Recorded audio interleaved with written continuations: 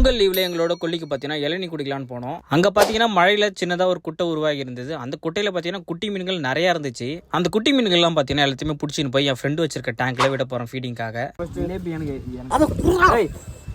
ஃபிஷ்ஷை பங்கு பிரிக்கும் போது எங்களுக்குள்ளே சண்டை வந்துருச்சு. இளநீ குடிக்கிறதுக்காக தான் பார்த்தீங்கன்னா எங்கள் கொல்லிக்கு போயிருந்தோம். பேஞ்ச மழையில் பார்த்தீங்கன்னா வரப்பெல்லாம் அடிச்சு ஓடின்னு போய் லாஸ்ட்டில் பார்த்தீங்கன்னா ஒரு குட்டை மாதிரி தண்ணி நின்றுட்டு இருந்தது. என்னடா தண்ணிக்குள்ளே நீந்ததுன்னு பார்த்தா குட்டி குட்டி மீன்கள் தான் நீந்திட்டு இருந்தது. பார்க்கறதுக்கே பார்த்தீங்கன்னா சாமழகா இருந்துச்சு. இளநீ குடிக்கிறத ஸ்டாப் பண்ணிட்டு பார்த்தீங்கன்னா இப்போ நம்ம மீன் தான் பிடிக்க போகிறோம். வீட்டுக்கு போய் ஒருத்தன் நெட்டை எடுத்துட்டு வந்துட்டான். நெட்டை எடுத்து அந்த தண்ணியில் தொழனா ஃபர்ஸ்ட் மீன் கிடைக்குன்னு பார்த்தா ஃபர்ஸ்ட் நண்டு கிடைச்சிச்சு.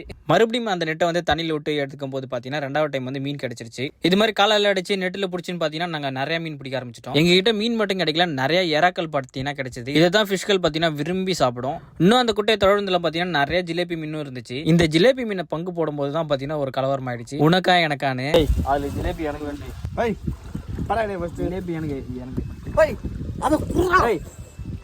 எல்லாரும் கல்யாணம் பண்ணி புள்ள கூட்டியோட பொங்கல் கொண்டாடுறான். நாம ஒண்ணு மீனை பிடிச்சினா என் தொட்டிக்கு போடணும் உன் தொட்டிக்கு போடணும் சண்டை போட்டுக்கிறோம். இன்னும் குழந்தையாவே இருக்குமோ. பிடிச்ச மீனை பார்த்தீங்கன்னா வீட்டுக்கு எடுத்துட்டு கிளம்ப ஆரம்பிச்சிட்டோம். அப்படி நடந்து போற வழியில தான் பார்த்தீங்கன்னா தொட்டாச்சினிங்க பார்த்தோம். ஆசைக்காக எல்லா தொட்டாச்சினிங்குமே பார்த்தீங்கன்னா தொட்டு எல்லாத்தையுமே சுருங்க வச்சிடாச்சு. இப்போ வாங்க வீட்டுக்கு போகலாம்.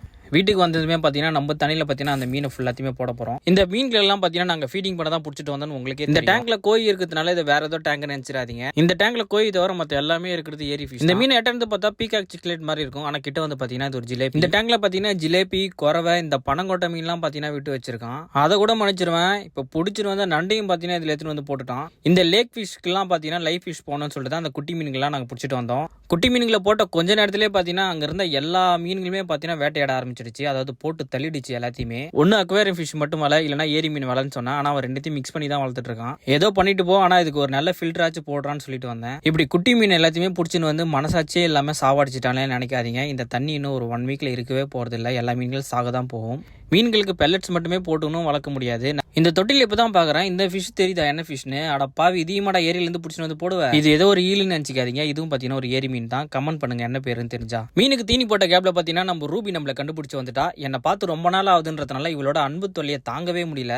ரூபி கண்டிப்பா நினைக்கும் இவனுங்க நம்மளுக்கே ஒழுங்கா ஃபுட்டு தர மாட்டானுங்க, இந்த மீனுக்கு என்ன அதிசயமா ஃபுட்டு தராங்கன்னு சொல்லிட்டு. நம்ம சேனல்ல இதுதான் பாத்தீங்கன்னா ஒரு பெரிய ஷார்ட்ஸா இருக்கும். எல்லாருக்கும் tata bye bye, happy Pongal.